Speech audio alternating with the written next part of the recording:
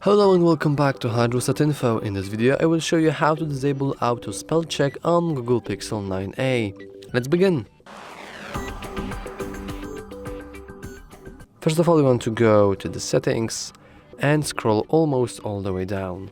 Then head to the system and into keyboard.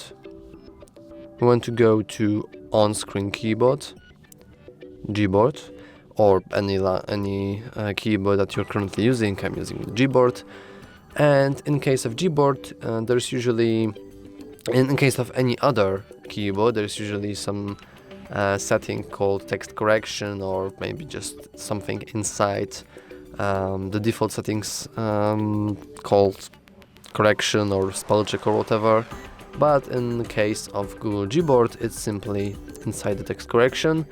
And right under corrections we have see auto correction, correct words while typing, so we can easily disable that. And you can also disable show suggestion strip if you want to. But yeah, that's how you disable auto spell check on Google Pixel 9a. That's all for this video. If you found it useful, please remember to like and subscribe. Thanks for watching.